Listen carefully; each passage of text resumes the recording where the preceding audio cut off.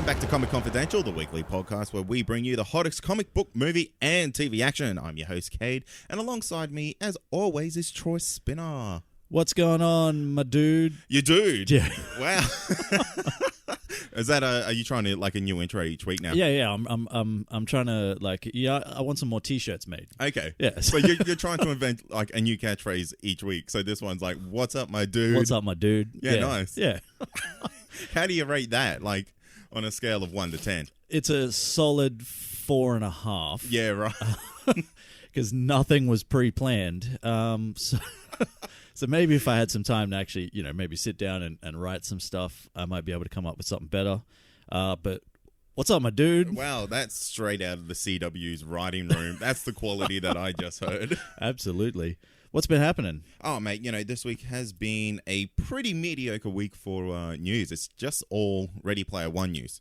Yeah, basically, and Infinity War still. Yes. So it's basically, there's been, from what I've seen, and I remember you saying that, oh, no, we're not going to get, I don't know if it was on the show or it was like just a conversation that we occasionally have outside of this show, but you were saying something about, oh, no, we won't get much more from Infinity War. Like, there won't be many TV spots. I've seen daily TV spots. I've watched them all. Have you? Yes. I haven't seen any of them. I'm sticking to my guns. I'm not watching anything. I did see something about the first 25 minutes was released online or something. Really? Yeah. Not checking that out. I'm going to go looking. But yeah, so we decided we got together as a company, the CEO and deputy CEO of Comic Confidential, and we decided that we're going to push our recordings back to Sundays. Instead of Fridays, so we could make sure that we didn't miss any of the major news, because last week we missed the Deadpool 2 trailer by hours. Minutes. Almost minutes. Seconds. Yeah. And we don't always have the luxury of, getting back into the studio and re-recording stuff, and which is, I think we've done twice in the history of the show. Yeah, and we're kind of like one and dones. Yeah. Yeah, it's just... in life and in the show. Yeah, exactly. Yeah. You hit record... It just goes straight up onto the internet as it is. There's no editing. I slap on like some little sound effects, but that's it. Yeah, and that's not indicative of the quality of the show. That's just indicative of the laziness of the two hosts. I think so. Yeah. I don't think it's lazy. I think we've just gotten to the point where it's like, hey, this is good enough. Yeah. No, I don't think it's that. I think it's more we've just gotten to a point, because we are 116 episodes in, my friend. We're seasoned podcasters. We are now. seasoned podcasters, so I'm a level 2 Black Dan podcaster. Black Dan. Yeah. So you're a second Dan black belt podcaster. No, it's different in podcasting because okay. the cables are black, you see. Yeah, so you're a level 2 Black Dan. Yeah. And only Dans can apply. Yeah, that's fair. I'm yet to reach level 2, because I still throw a lot of ums and stuff out there. So once I get rid of that, I get to ascend to level 1. Oh, that's fair. Level 1 Black Dan. I'm just a Black Dan at the moment. We have like a friend in our Patreon group chat. Yeah. Who says he does 4 hours of editing on his podcast to remove like the ums and ahs and... I say you just got to embrace it, champ. I think so. I know sometimes you can get some things out there that are said, and you kind of question it, and you're like, should we keep that? And it's like, is that pushing the boundaries a bit? And then you release it anyway. And then you've just got to embrace the pain. I think so. Yeah. And look, if you're just joining us, prepare to embrace the pain. We are here to talk about the final or current phase of the what do you want to call it? It's phase 3. Phase 3 of the MCU is basically MC what I'm universe. trying to say. Yeah, it's pretty good. We're also going to talk a little bit about some CW shows because the people have been clamoring for it. Troy, clamoring. They're saying talk about some CW, especially that Supergirl show that everyone loves. Yeah, and really do me a favor and talk about the quality of like Arrow and stuff this season, because it's like top shelf and whatnot. That show is definitely not on the wind down to end. Well, it's we'll talk about that in the news, because we got a few things to get to before we get to there. And one of the things we've got to do, as we do every week, is the brag board. Troy, can you tell the lovely listeners what the brag board is and what it could do / mean for them? Yeah. So the Comic Confidential brag board, it is the pinned post within the Comic Confidential listener community on Facebook. And essentially what it is you post your stuff on there, your creative outlet. And we will basically brag about it for you on the show. Yeah, that's right. That's what we're going to do. Yeah. So essentially, you can be anything creative. You can be what's a creative thing that I haven't spoken about yet? Oh. You can be a ballet dancer. A belly dancer. Yeah, a belly dancer. Yep. Pottery maker. You can be a pottery maker. You can design sweet curtains. Napkins. You can do absolutely whatever you want, as long as it's creative, and we will discuss it for you. We'll give you a shout out on the show, and we'll put your stuff in the show notes as well, because hey, we want to help promote other creative people out there, like us, sort of. Yeah. But for the most part, more you guys. Who we got this week? Well, this week we've got Duty Dutram, and he has a podcast called Shake and Not Nerd. So Duty, along with his co-hosts Ian and Tom, they bring you a weekly podcast discussing pop culture news, video games, comics, movies, and a whole bunch more. Sounds pretty familiar. Yeah, it does. But no, Duty's a good kid. He hit us up on how to make a podcast, and I said, just go record it yourself and have fun, mate. Yeah, basically. And you know what? Sounds like he's having a whole bunch of fun with this podcast, mate. Yeah, definitely. I think he is now... He's a youngin'. He's 55-ish episodes in, I think. Oh, they're about to hit... Oh, that would be over a year for him, I guess, It'd be pretty close, yeah. It's a weekly show, so I'm pretty sure they're about to... Look, they could be near 60. I'm just making it up as I go. I know they're definitely in the 50s. Dude, you know where you're at.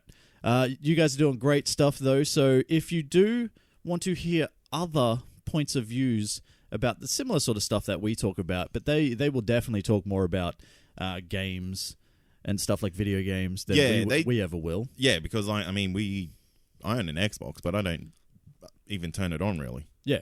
Do you own an Xbox or anything? I own an Xbox 360. Wow. So I haven't even upgraded to an Xbox One yet. Damn. So that's the type of gamer that I am. I just finished unpacking my house yesterday. Yeah. And I found an Xbox 360 in there. Oh, I was damn. Like, do I just bin this? Like, do people even want this anymore? I'm sure you could sell it on like Gumtree for, a good $10. $10, yeah. Maybe 15 if you got two controllers. How many games you got? I got like 4 games, maybe. $20. Has that camera thing that's with it as well? Oh, $22. $22. Yeah. And I have one controller. Oh, you're down to $17. But I also have another controller that's like a corded one, but it's like a bit shit. $17.50. $17.50? You'll get $17.50 for it on Gumtree. 15's my best offer. Anyway, Duty Dutram and the Shake and Not Nerd podcast. Go check them out. They're doing great things. They got a lot more segments than we do. They're a lot more. They got a lot more editing. They put a lot of effort into their show. It's really good to see other podcasts out there, or podcasters out there, having fun, doing mate. the Lord's work. Yeah, basically spreading the word of the comic gospel. Exactly. And as always, all the necessary junk and stuff will be in the show notes, and you'll be able to find where to find them, which is basically iTunes. It's one click away, mate. It's a podcast. You go to iTunes podcast and you look Shake and Not Nerd. Hey, should we do some news? Yeah, let's talk about some stories. Okay, now the first one we're going to talk about is, of course, the Deadpool 2 trailer, which dropped about a week and a half ago, and we just missed out. So we're not going to spend a lot of time on it, because you guys have all seen it and stuff like that. Just give me your reactions to it, your initial reactions. What do you think? Yeah, this looks like still a lot of what the first movie is, just amped up to 11. Yeah. This is Spinal Tap, the Deadpool edition. The Deadpool edition. Yeah, look, I mean, it's hard to fault. It's a pretty good trailer. Yeah, it looks like it's a lot of fun. It has Terry Crews in it, man. And anytime I see Terry Crews, I'm just sold immediately. Terry Crews is like probably the second most jacked old dude in Hollywood. Who's the first? The Rock. They are no way near the same age, though. Yeah, they are. No. The Rock's like mid-40s. And Terry Crews is like mid-70s. At least. No, I'm pretty sure Terry Crews is... look, he might be in his later 40s. I reckon maybe Terry early Crews 50s. Is in his 50s. You reckon? Yeah, Google it. I will Google it. All right. So, anyway, I like it. Yeah. From what I've seen so far. And this is like, we were talking about this last week about how it has kind of like, it had, you know, the multiple sort of, you know, people were saying it was shit. Then people saying it's really good, like it's testing good, it's testing bad, you know, who knows? I would say, though, that if he's 50. Told you. There you go. But still, you know, that's not that much difference. He's a big man. He's a massive man. Who would win in a fight between Terry Crews and The Rock? I'm going to say Terry Crews because, you know, he was a professional football player and he can dance, so he can move. Okay, but The Rock, remember, was a professional wrestler for the longest time, also played college football and is a pretty mean guitarist. Is he really? Well, no, he's just like, he's good. Oh, okay. He can play the guitar and sing. Oh. Used to do it on WWE all the time. Did he? Yeah. I never watched that. So I would say I'll be Team Rock. I'll be Team Crews. Team Crews. All right. That would be a really good charity boxing match. Yeah, I think so. They should make that happen. Or wrestling match. Charity wrestling match. That'd be pretty sweet. Because I reckon Terry Crews would have some moves. I reckon Terry Crews has been in the ring before. He's probably done something, surely. Look at him. There's a type of man. Google Terry Crews right now and tell me that's not a man that can handle himself. Oh, he can handle himself. He can. Anyway, getting back to Deadpool 2. So, yeah, look, this is exactly what they needed with all the sort of the negative-ish backlash that they were getting from early screenings and stuff like that. So I think this trailer, they drop it, it comes out, it looks fantastic, it's funny, shows you a lot of action, gives us X-Force. You know, I think it's exactly what they needed to get the old Deadpool 2 hype train back on track. Yeah, now I'm going to skip forward to Deadpool 3. Do you think Deadpool 3 will be X-Force? Yeah. And it'll have Cable, and it'll be the whole gang. Yeah, pretty much. I don't think they'll do like just a standalone Deadpool 3. I think that will be pretty much Deadpool X-Force. Yeah, they'll be their X-Force will spin off from there. Possibly. It depends on how well the characters are received, I guess, once we see Deadpool 2. So it really depends. And we don't even really know what characters they have as of yet. No. Like, I mean, if you looked hard, you can go and find out who they are. But on the surface, I'm keeping it just calm. I'm not going to dive in because I don't have like super high expectations for Deadpool 2. Yeah. So I don't want to go in there and spoil it like I will.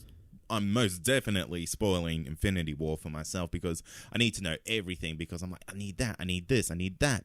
With Deadpool, man, I'm just going to take it as it comes. You're going to be so disappointed when Infinity War comes and it's just over a 2.5 hour long movie and you've seen 2 hours of it. You know what? Because of trailers. I did this when Thor Ragnarok came out because I was like, oh man, there's so much Hulk action in here. Yeah. I wonder if that's what spoiled Thor Ragnarok for me. Yeah, possibly. Maybe. We'll talk about that like a little bit later. We will talk about that a little bit later. One thing I did want to touch on quickly before we get into the CW stuff, though. New Mutants and the Dark Phoenix. Pushed back again, baby. Pushed back again. What's going on? Well, you tell me what's going on. Man, I have a feeling that Fox going for like this one last hurrah. Really? Yeah. Before they hand over to Disney. So, because why else would you push this back? Like, there's nothing at stake for you anymore. Potentially. Well, they're talking about like potentially upwards of 50% of the New Mutants being reshot. Well, that I believe because we kind of reported on this a couple months ago where the New Mutants wasn't as scary as what the trailer showed. Right, yeah. So they've gone back to, in my opinion, is obviously go to reshoot scarier scenes to make sure this is an actual horror movie. Yeah, and apparently they're adding like quite a few more characters as well. And I believe that there has been some casting changes as well, more on the villainous side rather than, the actual mutants themselves. That's insane. Like, how do you go into a movie that's already well into production and go, guess what? The bad guy's not working for me no more. Yeah. Let's just pull all these scenes and reshoot it. I got 5 words for you. Solo. A Star Wars story. Yeah, well, I was waiting for that. Yeah, because, that's where that's an example of where, and what we've seen so far, it looks like it might have actually worked, but we'll see when that comes out. But yeah, that was the last sort of example that we had of so much of a movie being reshot. And now we get to the New Mutants, and apparently, upwards of 50%. Dark Phoenix has been pushed back. I'm not even really sure why they've pushed Dark Phoenix back. It's from everything that I've seen and read, it was well and truly on track to come out when it was due to come out. Absolutely. And I mean, all our behind the scenes video, or not videos, but pictures, kind of shows that this looks like it's running pretty smoothly, and it looks like it's going to be pretty awesome. Yeah. So, yeah, I think they're just trying to really ramp it up. It's like, this is it. Come on, guys. Put everything in.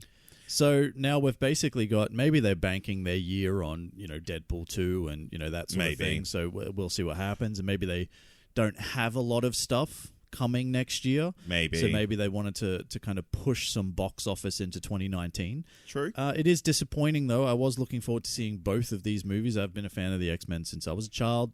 And the movies are pretty good. Well, they range. Overall. Yeah. Overall, it's pretty good. There's more hits than shits, in my opinion. Oh, for sure. If you're looking at the X-Men franchise as a whole, from back in 2000 to now, definitely more hits than shits. You can only a couple of shits. You can almost forgive any X-Men movie because of X to exist. No. Yes. X-Men The Last Stand is trash. Oh. It is dead set trash. Oh. I will take nothing less than a giant pile of steaming garbage for X-Men The Last Stand.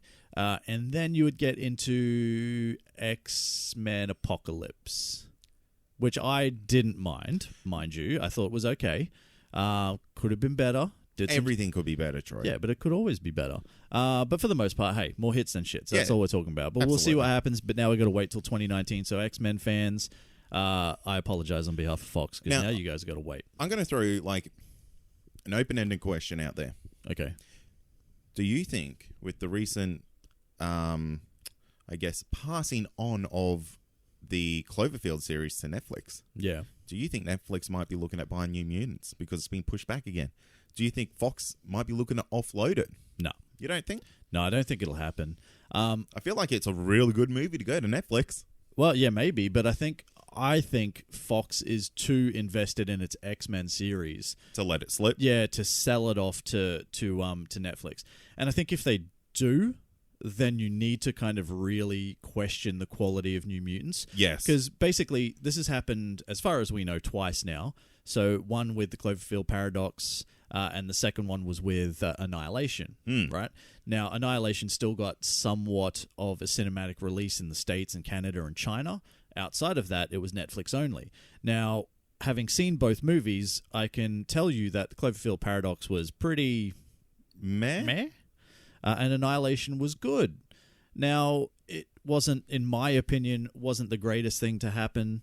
It was visually spectacular, but there are a lot of things about it that I was bored at times, let's be honest. Fair enough. Now, that is kind of, like, I feel that's kind of indicative of the quality. It's kind of like if a studio knows that it might not get the box office that it wants, then it's probably going to sell off. I don't know if Fox is at that point with its X-Men franchise yet. Let's talk about some CW. Let's do it. Now, the reason we're talking about CW is because there's a very good chance that everything, Arrow, The Flash, Legends of Tomorrow, Supergirl, and Black Lightning will be renewed come next year. So they're all going to get their new seasons. So what's that going to be? That's going to be Arrow Season 7. Yeah. The Flash Season 5. Legends of Tomorrow Season 4. Yep. Supergirl Season 4. Yep. And Black Lightning Season 2. Now, that one makes sense. All right, Black Lightning Season 2. It's new. Yeah, it's new. So you're always going to, I think with as popular as it's been, a Season 2 has probably always been on the cards. Definitely. And Black Lightning so far has probably been my second favorite out of the CW shows at the moment. Yeah. Everything else is just straight up no good. Straight up no good? Straight up no good. Apart from your first favorite, obviously. Yeah. Well, that's why I said everything else. Yeah, okay. My number one is Legends, because that show exists in its own little bubble. Yeah. And it knows how to have fun, and it rocks it. Yeah, and it's, it's bringing in Constantine, and it's bringing in Kid Flash. Yeah. And they're like, I'm not necessarily saying I was the biggest Wally West, Flash fan on Earth, but he was cool. He was a cool kid, and he was very, very underutilized on the Flash. So it's good to see him find a place. And Constantine, man, we've been calling bring back Constantine since season 1 got cancelled. Hell yeah! Well, there's talks that Constantine is going to be a season regular in season 4. Yeah, which is fantastic, mate. We've been calling for that for the longest time, so I think that's a little win in the CC box there. Oh, definitely. Now let's talk about Arrow, season 7. Damn. Does it need a full season 7? It has to be a half season, surely. At the end of season 5, I really thought that season 6 would be it. Yeah. I thought they'd do their season 6 because I knew it had already been picked up. And, there was even talk that it was going to be the last season. Yeah. From everyone. Like, even Stephen Amell's like, if we get one more season. Yeah. And they did. They got it. Well, they got another one. Look, Arrow... It's tough, man. It is a tough watch. And there's this whole, like Team Arrow versus what are they even called? I don't even know. New Arrow. I don't even know. The Terrifics. The Terrifics. And it's just not happening. And to the point that I have fallen off the Arrow wagon for sure, because it's just too much of the same. And I'm just not into it. It's really interesting because I knew we were going to be talking about CW for a little bit. And I went on the internet, and there's like a million Facebook communities that you can join that all talk about Arrow, The Flash, and stuff like that. Yeah. And the Arrow fans, man, they're like 100% committed to this show regardless. No matter what. Regardless of how bad the writing is. And they even know that the writing's bad, but they still go in there and fight for it. Really? And the Olicity thing that's going on. Yeah. It's the driving force behind this show to so many people. Really? So that relationship is the reason why this show needs to continue. Yeah. Wow. And like, to viewers like you and I, that is the thing that has killed this show. Yeah. This incessant need to force a relationship. Yeah. Like, this is, I understand that it's the CW, and I understand that that's like kind of, it's more targeted towards the teenagers of the world and maybe, early 20s and whatnot. And they probably want some stuff like that. Maybe they're all about this romance and whatnot. Absolutely. But for the rest of us, like, we understand that not everything has to revolve around a love story or a love triangle or like a love cube or however many women you want to throw at Oliver Queen for him to have a relationship with. Yep. Just because Stephen Amell is the lead and he happens to be a handsome dude, at some point you've got to go, all right, well, maybe we don't need to have so many romantic storylines. So they've cut it down to one, but this has been dragging on for seasons now. Yeah. And I don't think it needs to play such a prominent role. You can have that relationship, but the whole thing doesn't need to be based around it. Otherwise, it's just going to get repetitive and boring. I think there's been 3 seasons of Arrow that's been based around this relationship. There has been. That was the key storyline for it. Yeah, so season 4 was Olicity. Yes. Coming to life. Season 5 was the breakup of Olicity. And season 6 was the reconnection of Olicity. And I think if you even go back to like season 2 or 3, that's like the building of Olicity. Yeah. And season 1 was introducing Felicity. Yeah. Yeah. You know what I mean? So I think we really found out who the main hero is in Arrow. Yeah. It's all about Felicity. Yeah. Let's move on. Let's move on to The Flash. Let's talk about The Flash a little bit because we haven't spoken about The Flash in a long time. Now, I genuinely thought that the 3rd season of The Flash was pretty good. I enjoyed the Savitar storyline and stuff like that. I thought they were on the way back up, right? But they weren't, because season 4 has turned out to be the worst by far. Absolutely. By far. And I don't know what to say. Yeah, like, what is there to say? I think The Flash has really suffered the Arrow curse of love interests have become the driving force behind any reasoning. Again, this is a situation where Iris West has become like the most important person in this show, almost overshadowing Barry Allen himself. Oh, 100%. And it's actually been like said in words in the show where she goes, "I'm the team leader. I'm the leader of Team Flash." It's like, no, you're not. When did that happen? When did that happen? Like, who gave you that power? Why do you think you take this role when there's literally 3 geniuses in your team? And a detective. Yeah. 3 geniuses and a detective. 2 metas, 3 metas, 4 metas. 100 metas. Everyone's a meta. And you happen to be Barry's lifelong love interest and a journalist. Yeah, that gives you the ability. And how did you become a journalist, by the way? How did that happen? You just applied. Is that how you? She had a blog. Yeah. Oh, that's right. Yeah, that's right. She had. Hey, I saw you wrote 2 stories about the Flash. You want to come work for the city's biggest newspaper and be our #1 reporter? Yeah, be our lead journalist. Yeah. So now she's the leader of Team Flash, and I understand the need to have, like, the strong female character and all that sort of stuff. They because they're not doing much with Caitlin. Right, she's kind of been pushed to the side. Well, her arc was really last season as well. Well, that's true too. So she had more of an arc last season, and now it's kind of become a kind of like split personality-ish. Will she, won't she, can she, can't she? Is she bad? Is she good? Yeah, sort of thing. Like, how does she, draw the line?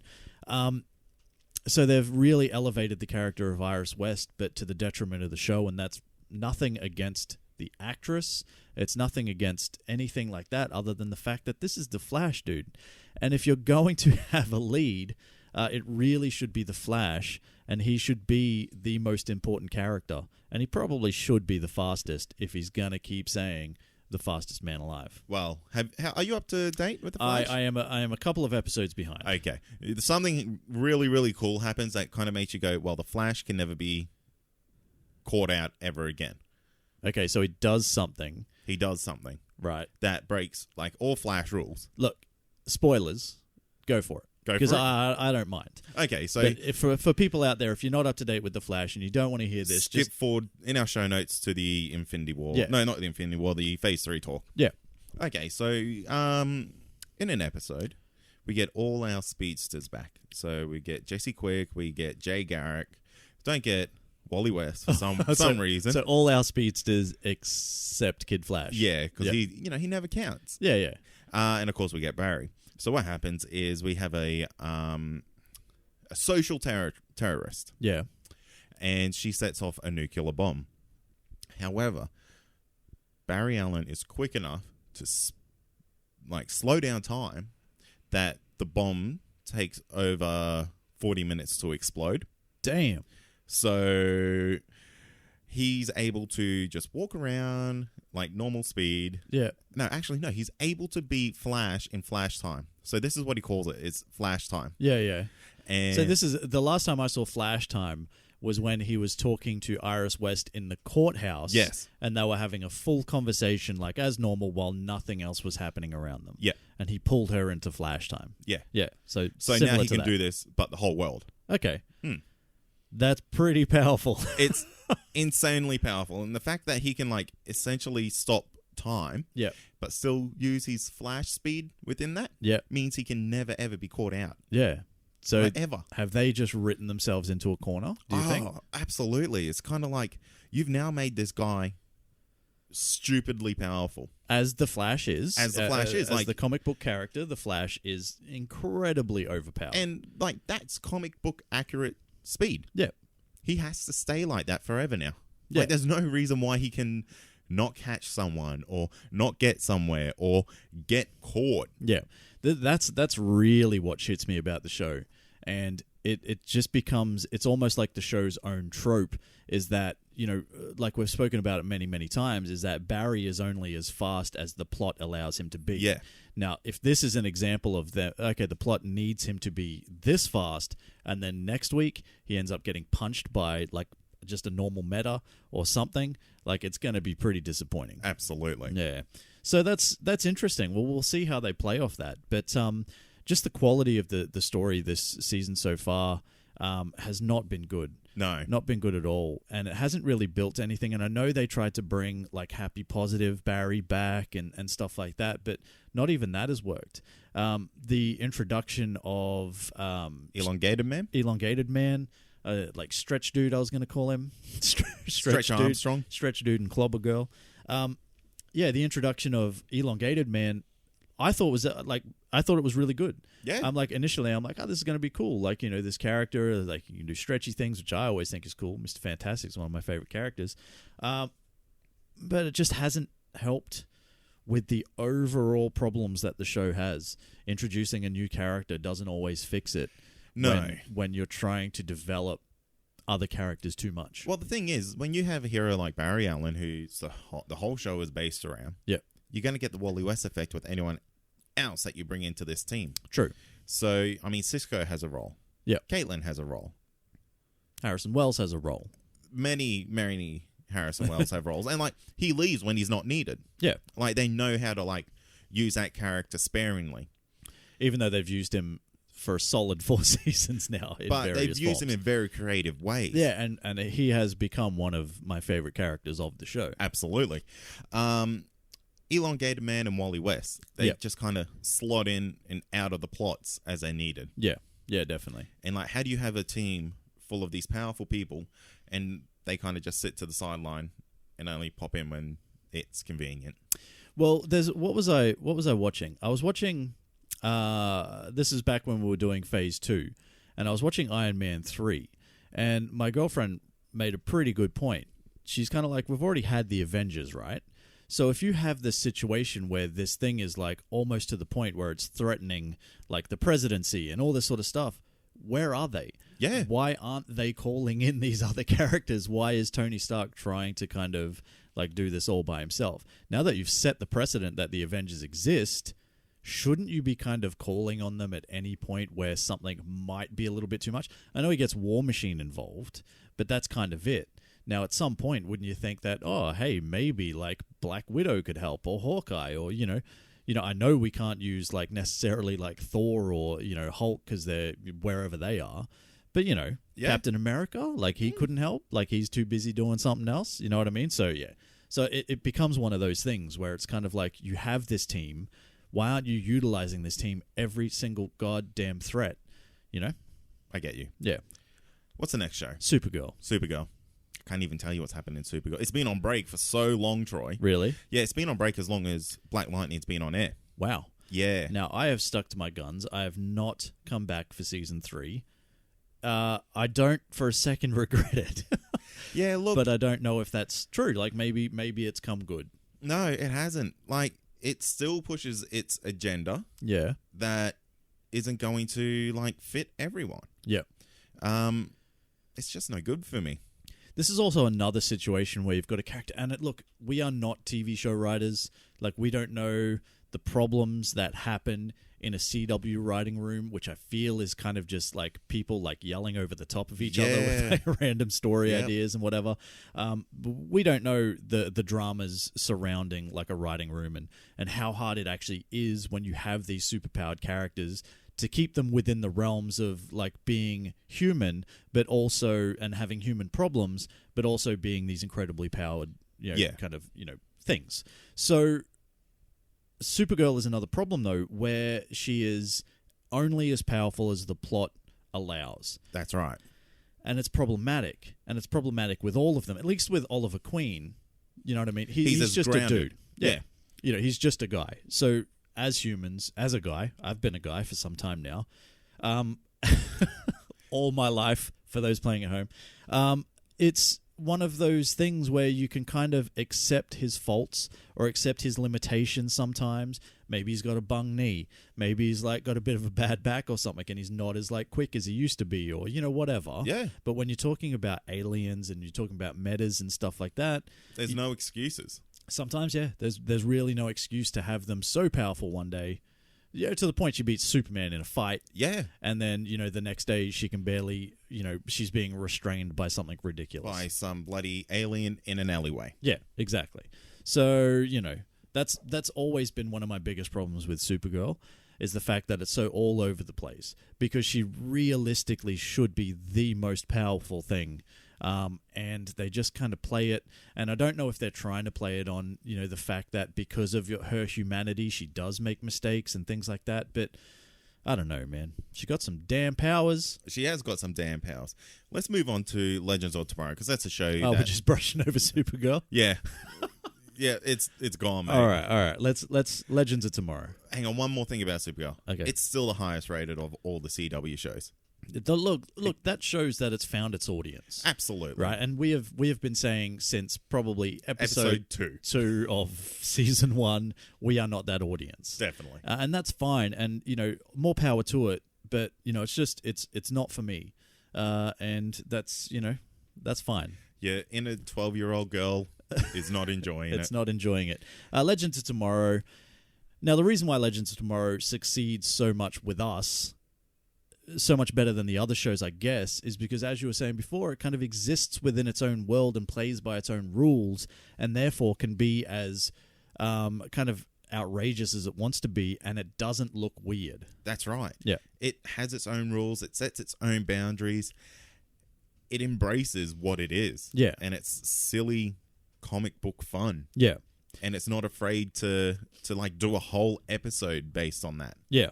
Yeah, exactly. So you've got a whole bunch of characters that are also varying degrees of powerful. Like we're talking about, like a Sarah Lance who can hold her own against metas. Yeah. But also get punched in the face by a human. You know what I mean? So it really depends. It's one of those things as well. But I guess in the context of what we have accepted Legends of Tomorrow to be, it doesn't matter so much. It matters far less than if you're dealing with a solo hero like The Flash or Supergirl. Yes. Yeah. Yeah, that's exactly right. Because what one person can't do, they have a team of others that will be able to do it. Yeah. And that kind of fills those little, I guess, plot holes that can happen in TV shows like this. Yeah. Because realistically, if you've got like yourself a Wally West on your team now, like you should be pretty well unbeatable. Similar to the Legion of Doom was when they had Eobard Thawne. Yeah. Yeah, it should be very similar to that. And they fully utilize each character's abilities to their fullest extent. Yeah. I worry sometimes that they're kind of getting too jam-packed, and there's like kind of a few too many characters, and they're going to get to the point. And I know they got rid of Firestorm and both halves of Firestorm, and that was probably, if you're going to get rid of one, you can't just have one walking around like a normal like dude just hanging out on the ship, just like making everyone lunch or whatever he would do. That'd be real awkward, eh? I used to be Firestorm, but now I'm the janitor. Yeah. That's like the start to a fucking supervillain. Well, like with the janitor. Yeah. With Professor Stein, he was a genius, right? Yes. With Jax, he was somehow a genius mechanic. Yeah. Which was very weird.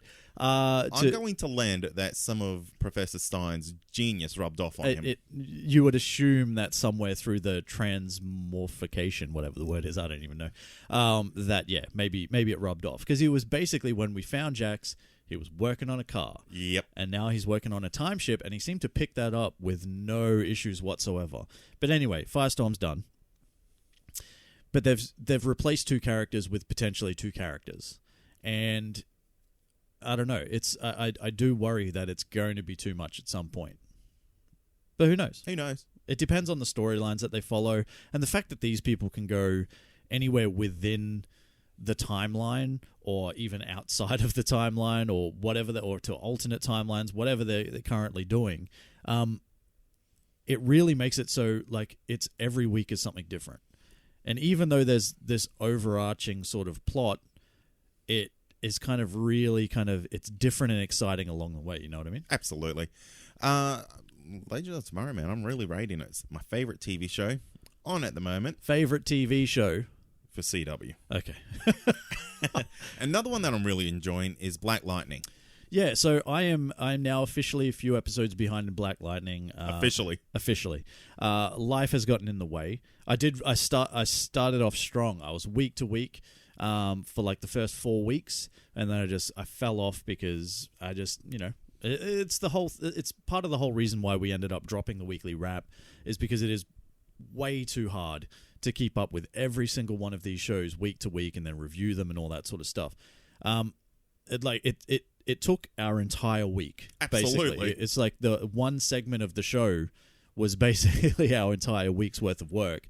And that's kind of where it is, even to watch them at times, it's very, very hard. And that's kind of where I'm like trying to pick and choose. So for me, and I know this is CW and it's DC talk, Agents of S.H.I.E.L.D. is the show that I don't miss.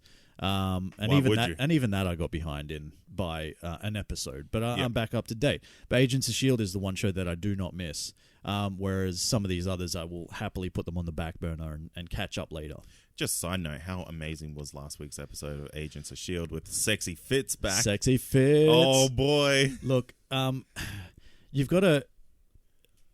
This is... The fact that... See, I'm torn with Agents of S.H.I.E.L.D., right? Okay. Because this is, it's one of those things. I want it to end on a high note. But you wanted to keep going. But I want it to keep going. And if they can keep creating storylines, like fantastic storylines like they have in Season 4 and in Season 5, and the writing is terrific and the characters are like, some of the best on TV at the moment, if they can continue to do that, why should they stop? But I just don't want to see it take a downward spiral and become... Like it did in Season 3. Well, yeah, exactly like that. Like, it made a massive turnaround. And it gave us Season 4, which was one of the best... Well, easily the best season that this show has had. Yeah. But it really kind of, like, brought it back into the forefront of our minds and made us realize how good this show can be, and Season 5 has continued that. So I'm torn with it. Like, I want it to finish on a high. I don't want it to continue until it, like, fails, but I also want it to... go forever. Yeah, it's so good. Well, we need to wrap this up very soon. Let's finish our Black Lightning talk. Yes. Black Lightning, have really liked what I've seen so far, although I'm not up to date. I guess I was a little bit kind of put out by the whole will he, won't he? Is he going to be Black Lightning? Is he not going to be Black Lightning? Is his wife going to continue to be like, kind of like, I just can't be with you if you're trying to save other people's lives, man.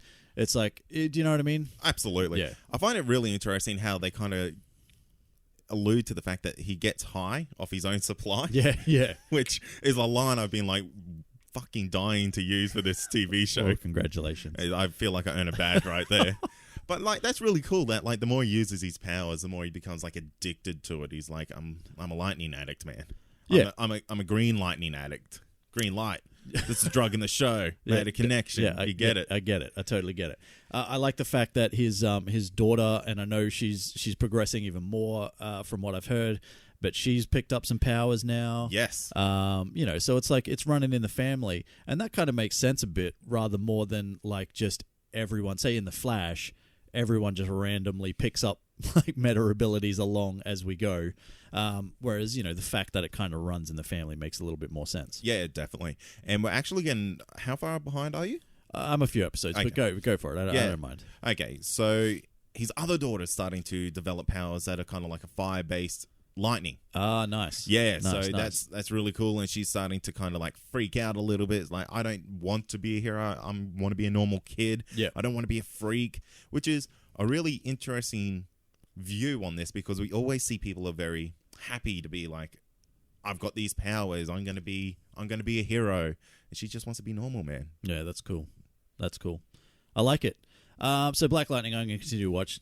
I'll watch it into Season 2 as well, and we'll see how it goes. See if it does suffer the CW effect that all of these shows so far have, except for Legends of Tomorrow so far. All right, now in our final Road to Infinity War special, before we take a couple of weeks off to talk about some other stuff, we venture deep into the heart of the Marvel Cinematic Universe's Phase 3. Currently still underway with 4 movies left to finish it off, Phase 3 has so far proven to be a financial powerhouse. It's a big one. A big one. It's a big one. It's a big one. Producing hit after hit with only Doctor Strange pulling less than $800 million at the worldwide box office. But does that necessarily mean it's the best one? Huh? Does it? Now, before we get stuck into the 6 movies to find out, let's talk about what Phase 3 is all about. Now, what do you reckon that is, Kate? Well, my educated guess is that Phase 3 is all about building to Infinity War. Yeah.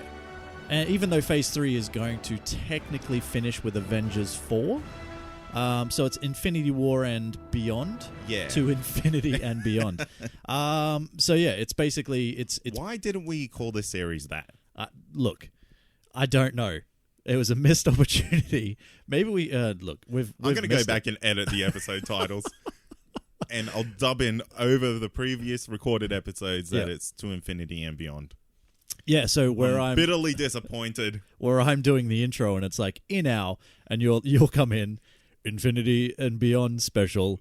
Yeah, I like it. Do it. Make it happen. Anyway, but it's building to the Infinity War and the Avengers finale, and then we're going into Phase 4 with a whole bunch of new heroes. Yeah, that's right. So we're going to get rid of some fan favorites in Phase 4. Are we? Some of the old boys, I reckon, will be done by the end of it. Absolutely. I mean, we're running into this will be our 18th movie? 19th? Yeah, Black Panther was 18th. Yeah, so this will be the 19th movie in the MCU. There's some contracts that are running out. And Chris Evans has even come out and has started talking about the fact that he may not be coming back.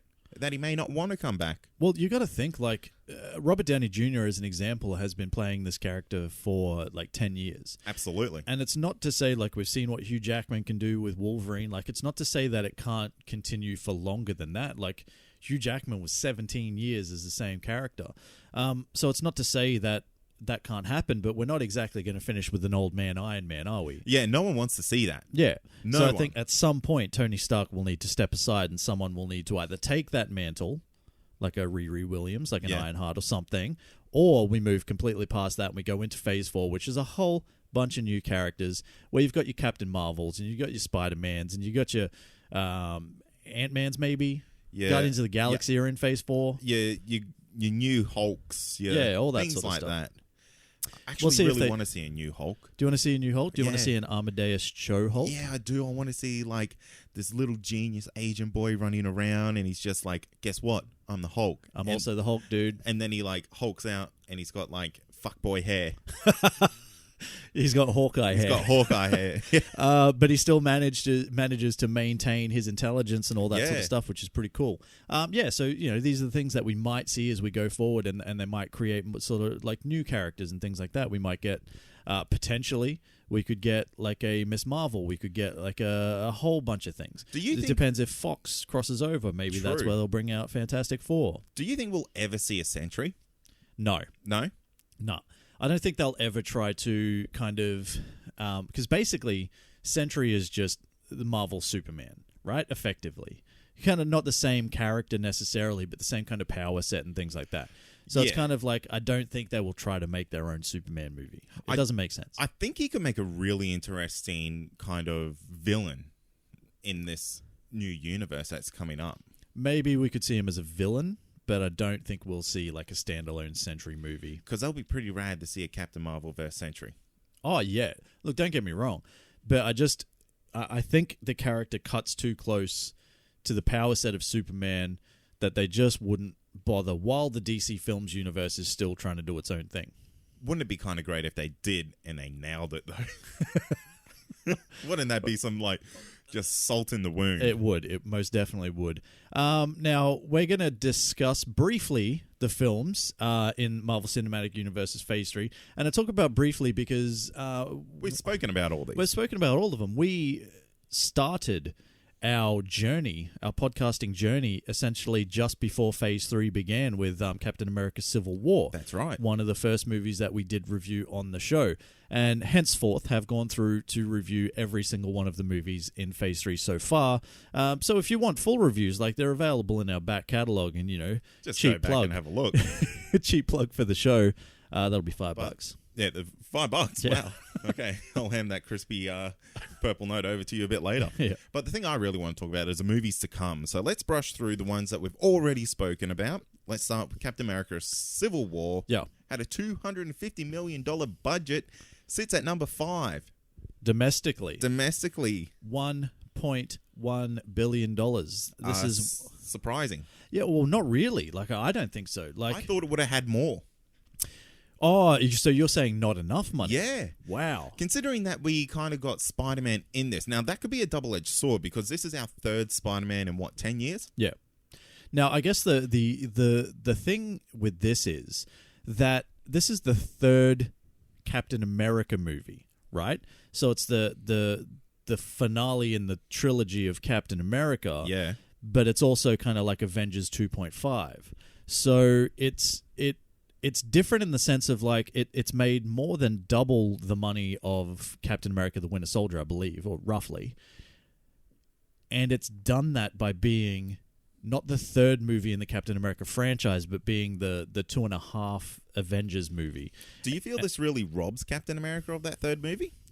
In a sense, I think the way the movie played out, though, is it really did sort of like show through his character in a sense. I kind of, because as I always try to do as we're doing these things, I went back and I watched as many of the movies as I actually could, and I managed to watch Civil War. And with Civil War, like I was always Team Cap, you were always Team Iron Man. One of us was always wrong, and I kind of think it might have been Cap, because when you look at it, he's kind of just like he's blindly sort of saying, like, I don't care. It's fucking no. Like he's kind of just like, no, like this is just, it's just not right. Like I'm just not going to sign it, even though everybody else thinks it makes sense. I'm not going to sign it, and I'm also going to break law, and I'm going to put people at risk, all because I believe that Bucky's a good kid still. Do you know what I mean? And it's very selfish, and I don't think that's necessarily... That's not my Captain America. That's not right my there. Captain America either. You know what I mean? I do. But it does show how he becomes disillusioned with his own government and kind of leads towards this more like nomad character or whatever. Like, so it is a good story arc still. And, you know, you still have these really, really kind of like heroic Captain America moments. None better than... You know, the old like bicep pull of the helicopter. Like one of the best scenes in the movie, if not in the Marvel Cinematic Universe. But yeah, this, like, I don't know. I think you're right in the sense to actually answer your question. It does take away from Captain America a bit because there is such a heavy focus on everyone else as well. Yeah, no, absolutely. And you do not know how much it warms my heart to see that you've come to the right side. Well, look, it doesn't mean I'm Team Stark. No, but it just means you're on the right side of an argument. Yeah, which I'll take, I guess. You know, fine, whatever. I think we can just wrap the show up right now. That's it. It's done. Wrap the whole podcast up. I've achieved what I needed to. It's taken you 116 episodes. But we got there. But I can understand why this made so much money, because like the airport scene, while kind of like lacking in scope in the grand scheme of things of what a Civil War, as far as the comics go, should be, for what they could do, like it was pretty great. Like I watched it again, and I watched it with the same kind of excitement that I watched it the first time. You know what I mean? I'm like, this is fucking cool. Well, the thing is, we get two amazing moments just at this airport scene. We get Spider-Man rocking up. Yep. Which is just like, oh, damn. Yep. Oh, damn. And we get Giant Man. Yeah, which is cool. Which is really cool. Like, these are two things that, like, most people wouldn't have expected in this movie. Yeah, exactly. Especially Giant Man. I don't think that was a thing that anybody was expecting to happen. I don't think anything even leaked about that. Yeah. Oh, no, Lego. Yeah, Lego. Fucking did. Lego. Always Lego. Lego ruined the Giant Man. But we didn't know in what context and how funny it would be and how cool it would be to see and all that sort of stuff.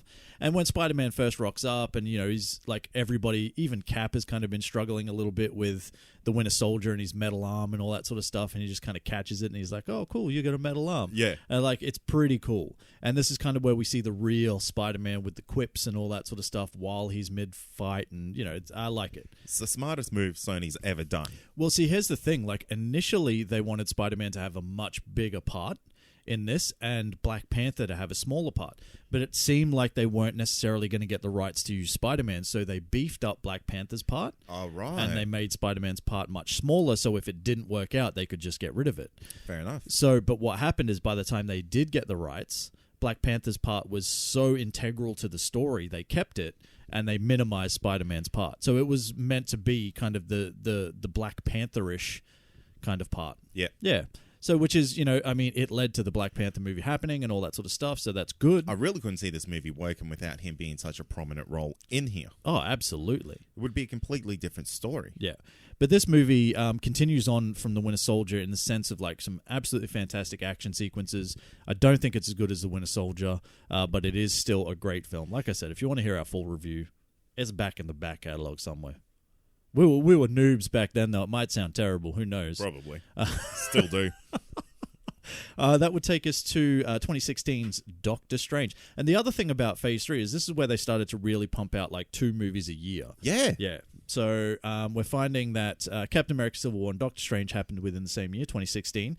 Now, Doctor Strange was the worst performing of Phase 3 with a $165 million budget and $677 million worldwide. So not exactly a flop. But in comparison to the rest of Phase 3, it is the letdown. Well, it sits at number 13 out of 18 on the domestic chart. Yeah. And that's, it's like, again, I watched this, and I don't know, I liked it, man. I still really like this movie. I think Benedict Cumberbatch as Stephen Strange is about as perfect as Robert Downey Jr. as Iron Man. Yes. I do firmly believe that. And I don't know, it was let down by the whole villain type of thing, with Caecilius not being a strong villain. And I think director Scott Derrickson said he knew that was always going to happen. He knew that Marvel had this history of kind of concentrating more on the heroes and not so much the villains. So he just tried to do what he could with the character to at least try to give him motive. Right. But not necessarily like this amazing backstory or, character development or anything like that. You know what? It kind of shows in this movie that they were really more focused about how magic works in this universe. Yeah. Rather than building like that villain or anything like that. Because we do get Dormammu later on. Yeah. But this whole movie is essentially explaining the time stone. Yeah, definitely. And that's all this movie is really built around. It's built around, we can do magic in this universe now. And that works hand in hand with this time stone. Yeah, but they kind of really play off the whole fact because this is Mordo's turn to the bad side, if that's what you want to call it as well. And they do that by playing off the fact that you shouldn't mess with the natural order of things, which is time as one of them. And Stephen Strange being kind of like a little bit arrogant, a little bit kind of like a high achiever, mate. That's what I think he is. Yeah, no, he is. He is a high achiever, and he's kind of like, look, this is it. Like sometimes you got to break the rules to make it happen, and this is what we're going to do, and I'm going to do it, and we're going to save the day. But Mordo's kind of like, yeah, great, but you still fucked with the natural order, and what did I say you can't do? He's very stoic. He's very much down the line. He's like, I don't care what happens. These are the rules. You'll obey them. And that's kind of the whole thing. So they're building around this time stone, but why it is so powerful and why it shouldn't be messed with because of the ramifications that it can have. Meanwhile, Stephen Strange is literally in his bedroom making apples get eaten and uneaten, eaten and uneaten. Yeah, well, this guy would absolutely flip out if he walked in there. Yeah, they did walk in, and he did flip out. so it absolutely happened that way. But I really liked what I liked about Doctor Strange, and like I said, we won't spend a lot of time on these. But what I really did like about Doctor Strange was this is the first kind of where they went really visually trippy. Yes. Like they tried to do it. Well, not tried to do it. They did it with Ant-Man and the microverse and all that sort of stuff. But this is kind of like this, we had the mirror dimension, we had the cross worlds, we had all this sort of stuff where it's just like buildings folding in on each other. The chase in New York City in the mirror dimension is still, again, absolutely fantastic. So, like they did some really, really good things, and I still really do like this movie. This movie will have moments out of it that you will just remember forever in cinematic history. And others that you will forget. Easily. Yeah. Now, that would take us to... What's next? Guardians of the Galaxy 2. Yeah, that's right. And this had a $200 million budget and brought home $863 million and sits at number 6. Number 6. Guardians of the Galaxy Volume 2, the movie that had some of the highest expectations of the year. Boy, did it. Just purely because of how well received Guardians of the Galaxy was. Yeah, look, James Gunn had a big task in this movie. Yeah. And boy, oh boy, did toy sales go through the roof because of it. Yeah. Baby Groot's galore. Baby Groot's all over the place. Look, and that's probably the only thing that most people will take from this movie is Baby Groot. No. I guarantee it. If you ask anyone about what do you remember from Guardians of the Galaxy 2, they're not going to remember that Peter Quill You know what I is remember? a demi celestial. You know what I remember? What I would take away from it? What? A Mary Poppins, y'all. Okay. That's I don't think anyone's going to argue with you on that point. yeah. But, they're not going to remember, Yondu's fucking heartbreaking farewell. Oh, bullshit. No. That was what. No, they're not. They're only going to remember this little baby Groot at the start of the movie that then went on to become this little teenage Groot. Yeah, because that was one of the most audacious opening scenes that we've kind of seen in such a long time. This visually spectacular space fight that's kind of just happening in the background while this music's playing and you're just watching this little baby Groot dance. Like, that was so risky to actually kind of take that, to make that move and go, you guys want action, we're going to show you dancing baby Groot with the action in the background. It paid off. It paid off big time. And it paid off dividends in toy sales, mate. All right. Marvel even sent us baby Groots. Well, they did. But, did we say no? Did we say no, we don't want no baby Groot? No. We took it and we played with it and we played with that. We watered it and it hasn't grown. It just broke. Anyway. Look, this movie, it had a lot to live up to. Did in some aspects, didn't in others. And again, it's kind of like, it's really this area where Marvel falls down a little bit with its villains. We had Ego in this one, and it just wasn't necessarily what I don't know. It could have been as far as I don't know, because what they really tried to do is they really tried to break apart the family to bring them back together. And that, I don't know. Yeah, look, this one, it didn't meet the level of the first one, and that's just because the first one set the bar so damn high. Well, this also told a completely different story. Yeah. I think where they probably went wrong is they took the comedy from the first movie and they ramped it up for the second. Yeah. And it was probably too much. It was like every line almost was delivered comedically. You know what I mean? There was barely moments to breathe outside of the comedy. Everything that Drax said, he became just basically, he was there for pure comedy. Yep. Do you know what I mean? So everything that was happening was based around the comedy because that was what was so well received from the first one. And they kind of ramped that up and it, suffered from sequelitis where they tried to do that. And it suffered because of it. But I really did like the story, the story with Yondu and, Pete. I liked it. Yeah. It's like, he may have been your dad, but he wasn't your daddy. Yeah, but I don't think that's what he said. No, it's like I'm that. your He's like, daddy. who's your daddy? Who's your daddy, Pete? I'm dead now. Bye.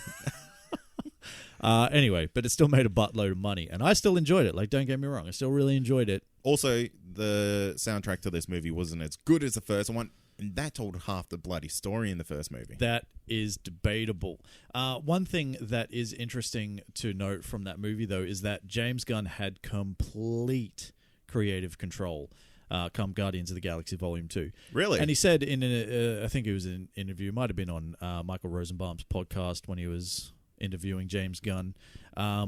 He said that for Guardians of the Galaxy, he had a lot of control. Guardians Volume 2, complete. So everything that you see is a James Gunn decision. No studio interference whatsoever. Be interesting to see what he has in number 3. Probably still all of it, because it still made $863 million. That would take us to Spider-Man Homecoming in 2017, baby. Now, this made, for a budget of $175 million, $880 million for the third incarnation of Spider-Man in 10 years. And the worst performing. Budget-wise. Well, no. I think there's no way The Amazing Spider-Man made more money than this. We have to Google it. Okay. Google it right now. Oh. So, I'll just talk a little bit about it. You talk about it while I Google. This is so completely professional. Really, really good to see that we didn't get an Uncle Ben kind of storyline here.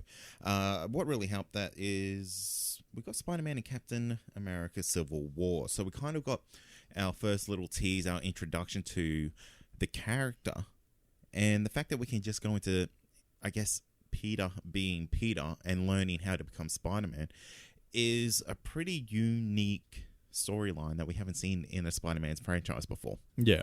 Now, just a very quick Google of just the Amazing Spider-Man will prove to you that Spider-Man Homecoming made more money. I don't believe in Google. Well, it's on Box Office Mojo, so it's there. Yeah. I don't believe it beat Spider-Man 3, though. Oh, probably not, because Spider-Man 3 made the most money of that original franchise. Anyway, moving on. So we didn't get the origin story, and we didn't need the origin story. That's right. Because we've had It's so our many third origins. Yeah, Spider-Man. so we don't need to see Uncle Ben get shot again. No one wants to see that. Uncle Ben doesn't want to see that. He doesn't want to have to go through that again. And I think it benefited really from it. I think it benefited from having a kid who was actually 19, like playing a 15-year-old, rather than a kid who was 40. Yeah. Playing a 19-year-old or I'm whatever it was. going to go on a tangent here. Tom Holland has gone out on the internet and said that he wants Tobey Maguire to play Uncle Ben. Well, it wouldn't.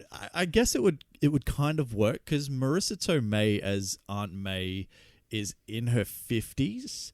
Is she in her 50s? Yeah, so it's not.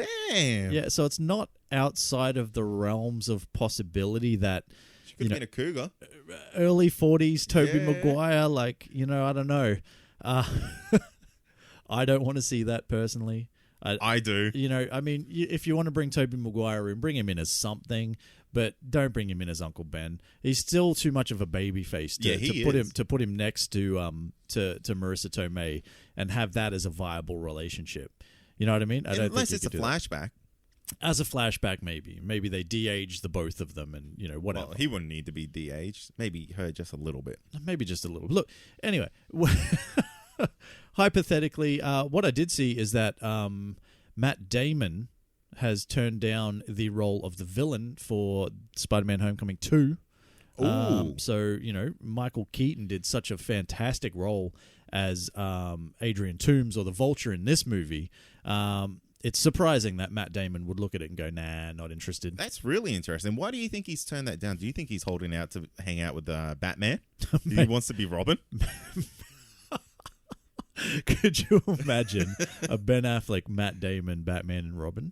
It would be amazing. Mate, I would buy it. It would be amazing. I'd be all in. Jay and Silent Bob would show up and it would be Dogma 2.0. All over again. I'm all for that.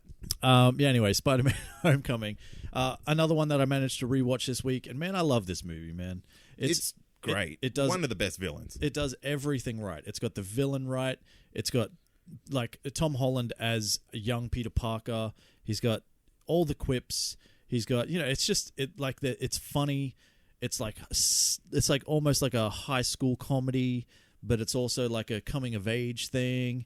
And there's just so much that this movie has to offer. I rate it really high. It's great, and we actually see a good character development with our villain. Yeah, for sure. What's this? Probably 16 movies into the MCU, and it took that long for that to really happen. Yeah, I guess, when you're talking about really, other than Loki. But Loki had about 20 movies to do it with as well. Yeah, true. I think, I would say Loki had 2. He had Thor the original, and he was back in the Avengers, and he was fantastic in the Avengers as the villain. Okay, fair. So you got to give it that. He had 2 movies, where this guy probably had about 30 minutes of screen time. True, but he did such a good job with it. Anyway, we'll move past it. But Spider-Man: Homecoming, because the further we get along, the more recent the reviews were. So you can go back and check it out. 20 episodes ago or something like that. We reviewed this movie. Now, Thor Ragnarok, also in 2017. We've had 3 movies this year. Well, like last year, but you know what I mean? Yeah. In 2017. It was a big year, man. So this $180 million budget, $854 million in the worldwide box office. And that sits it at number 10 domestically as far as the MCU goes. Now, this was the surprise, because this was the third in the Thor trilogy where it was kind of really struggling after the Dark World. I don't know if it got out of it. $854 million worldwide, and critical acclaim will tell you otherwise, my friend. Yeah, but this still only sits at number 10. That's domestically. Yeah. So it had a better international audience, sure. It didn't find its feet necessarily within the States as much as, some of these others. But $854 million, man. That's like one of the better performing superhero movies of that year, if you include Wonder Woman as well. I don't know. Et cetera, because you got Logan. It had Guardians of the Galaxy and Spider-Man Homecoming, which both sit well above it. $854 to $863 million is $9 million. Hey, but it does put it three positions higher on the list. Yeah, look, I get it, but that's because Guardians of the Galaxy had a better domestic run.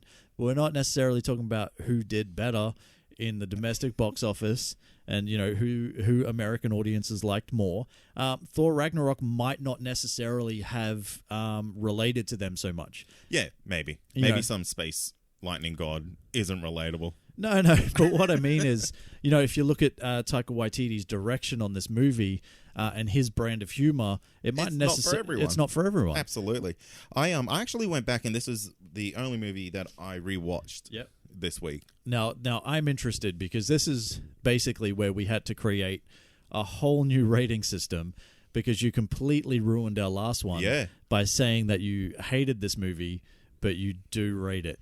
Yeah, which makes no sense whatsoever. Well, that's because of how the rating system worked. Now, look, going back on this, I'm gonna put this movie in the split.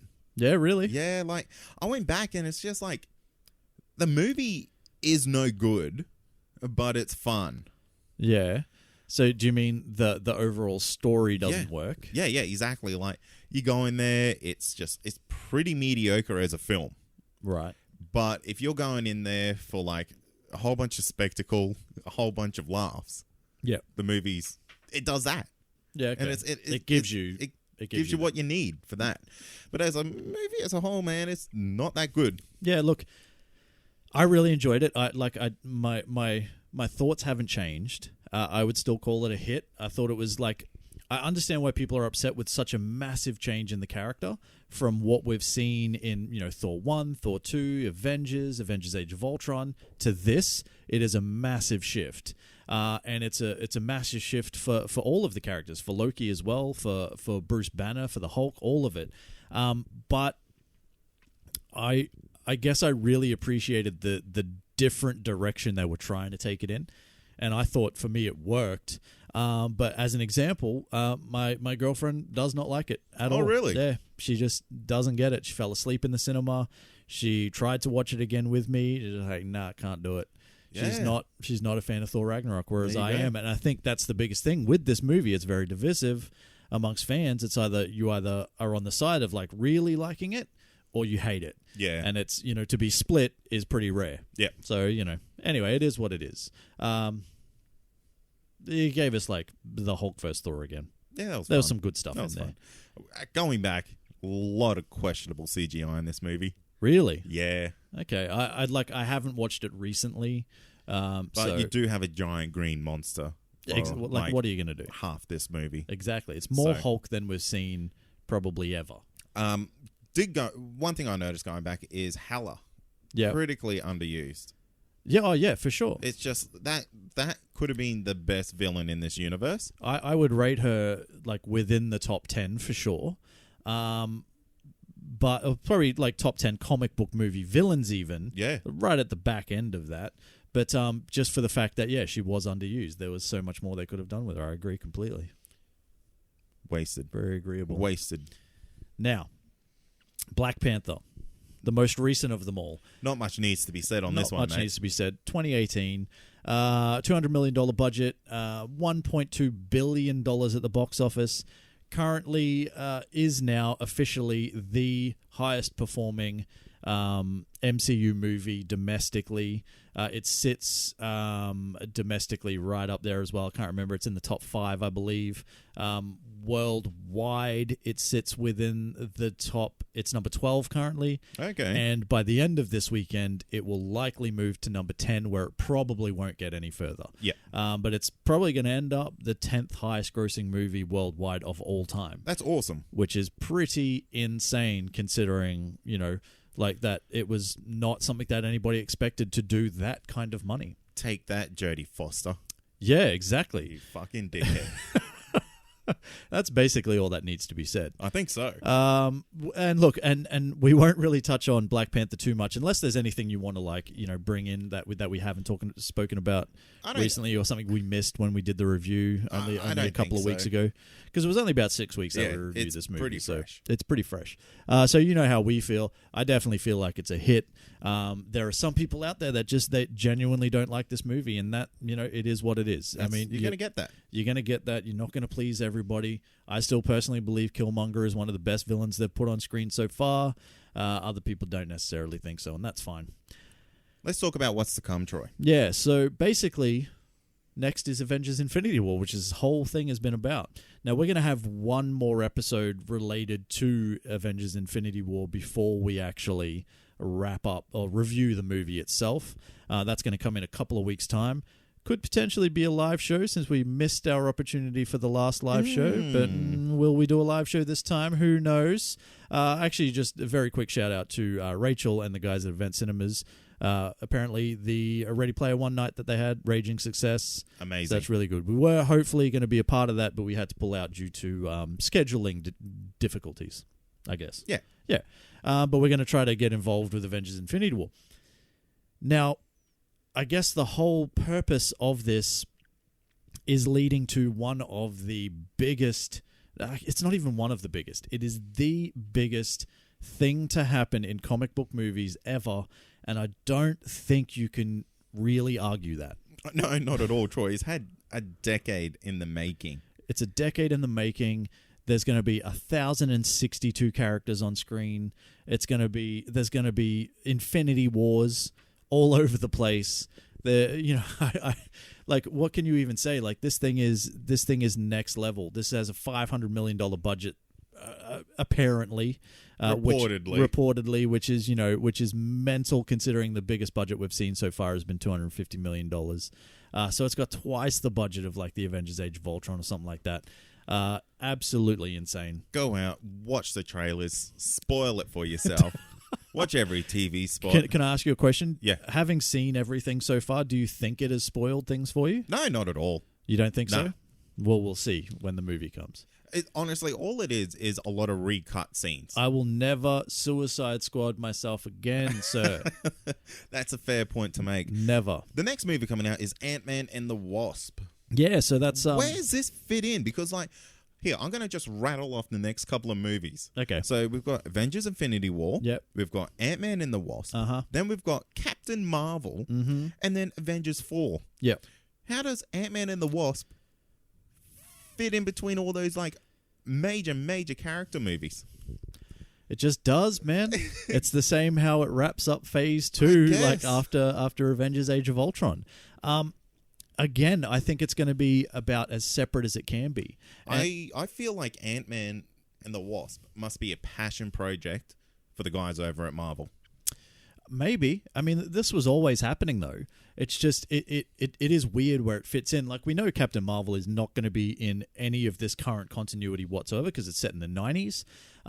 So it's, set well before any of this sort of stuff happens. So that's kind of fine. Like, you can kind of brush that off by saying you can have it between the two Avengers movies because it doesn't really matter. It doesn't affect the storyline at all. But what are the, I guess... Why see it? Why see it? Yeah. Well, I guess because it's going to be different. Maybe. Like, you look at what we've gotten so far, just a quick run back through. It's Captain America Civil War. You got Doctor Strange, Guardians of the Galaxy 2, Spider-Man Homecoming, Thor Ragnarok, Black Panther. We're talking ends of trilogies. We're talking second movies, that of highly acclaimed things. We're talking about Black Panther, which has made more money than anything. Then you've got Avengers Infinity War, which comes out and is going to be the biggest thing ever. Maybe you just want to take a breath. Maybe you just want to go Can't go full throttle all the time. Yeah, Troy. exactly. You got to go slow around the corners. Sometimes it's just let's just back off a little bit. Give me something like a little bit of a smaller scale. Yeah. And let me just kind of watch a funny, cool superhero movie that is going to be funny, and it's going to be it's going to be different. It might be they've said it's not going to be a romantic comedy, but it's probably going to be slightly like a romantic comedy. It's 100% going to be a romantic comedy. So, there's many, many things that this movie has to offer, but I think it's going to struggle, like, coming, it's like 3 months after Avengers Infinity War. That's hard to follow, man. Yeah, so look, we'll see what happens, and then we've got to wait till 2019, early 2019, for Captain Marvel to come after that. And then, of course, Avengers 4, which... Still untitled. Has finished production. Ooh. And I think there's been a couple of reshoots already. I think they're done. I think Avengers... It's in the can. I think Avengers 4 is pretty much in the can. I think it's in post-production now. Amazing. So we are basically going to finish Infinity War, and then within a couple of months, we'll have our first glimpse at Avengers 4. Amazing. It's going to be absolutely insane. Whew. And that is going to wrap up Phase 3. This boy is very excited. Me too. Now, can I ask you a couple of questions? Just a couple of quick questions. Oh, well, look, let's talk about the total box office, because we did say that it was quite hefty. Mm-hmm. So a $1.17 billion budget for all these movies in Phase 3 so far. $5.47 billion. Damn. 5 times its money. Damn, son. That's good. That's insane. That's really, really good.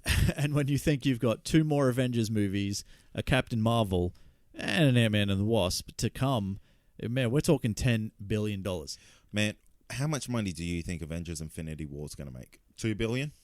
Do you think this is a $2 billion movie?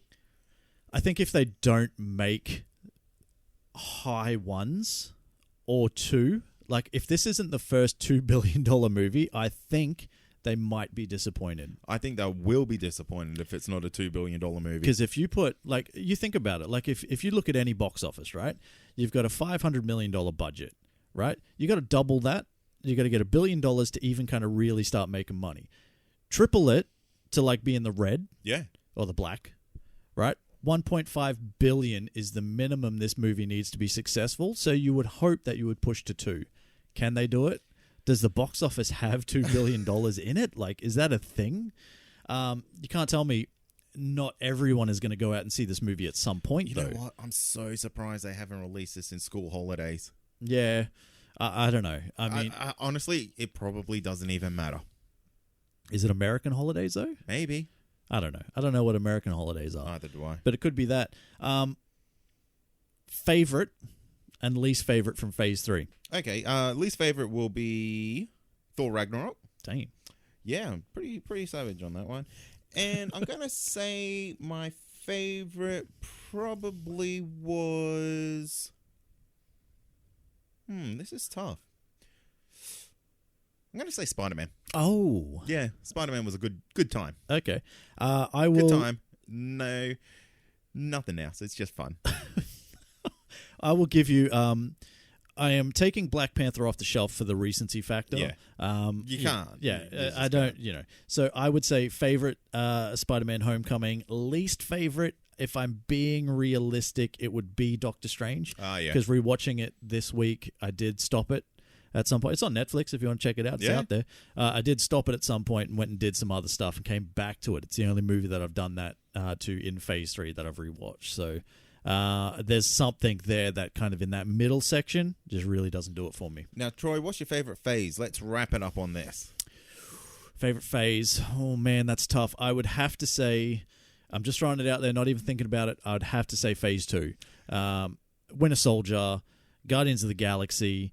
I know there's some shit in there. I liked Ant-Man. I thought it was cool. But like those 2 movies, those 2 are 2 of the best in the MCU. So I agree with you. Phase 2, just for those same 2 movies. I like the way you think. And that's going to do it for another episode, Troy.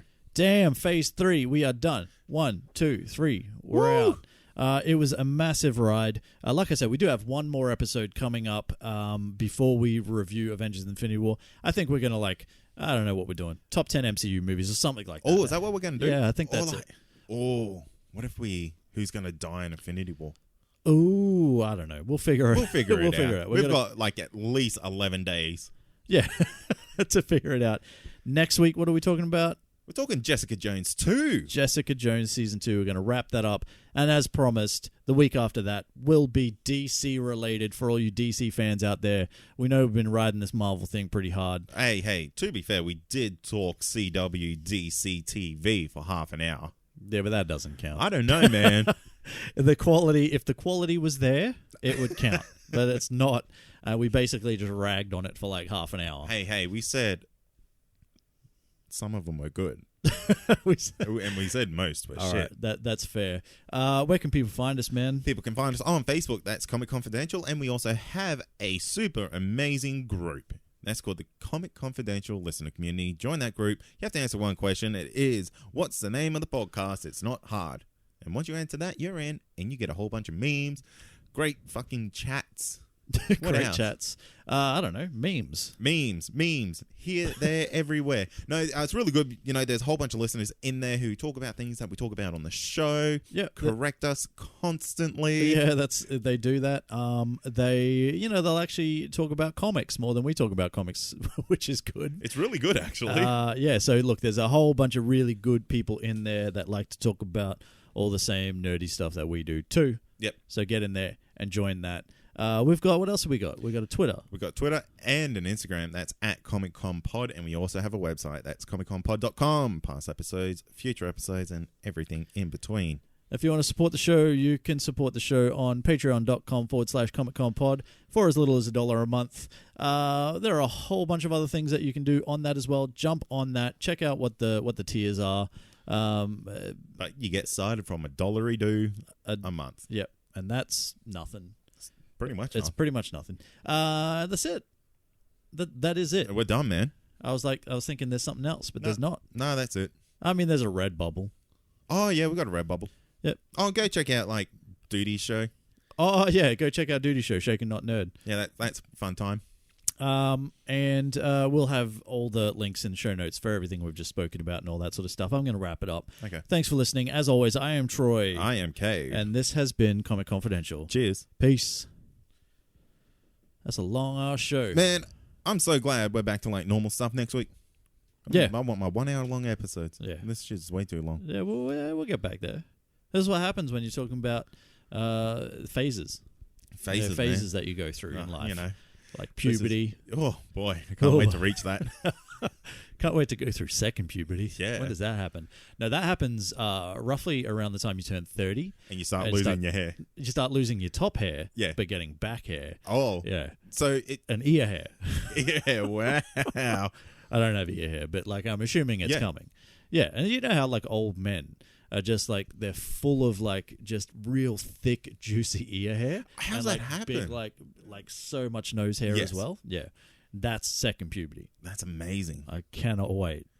Wow. You also get dad dick. Dad dick. Dad dick in second Okay. puberty. Even if you're not a dad? No. You have to actually be a dad. Oh, okay. Yeah. So what happens if... So is becoming a dad second puberty then? Oh my god, maybe that's it. Oh, wow. All right, maybe I don't want to see second puberty. Hey, by the way, happy birthday week. Who to? You. Oh, yeah. You dickhead. I Look, was supposed to say it at the start of the show, It's but I hard completely because forgot. we record for the past, for the future. Yeah. But you know, it is birthday week, so Yeah. happy birthday for your birthday. What are we doing Which is this tonight, week. Troy? We're gonna get drunk. Gonna go dance.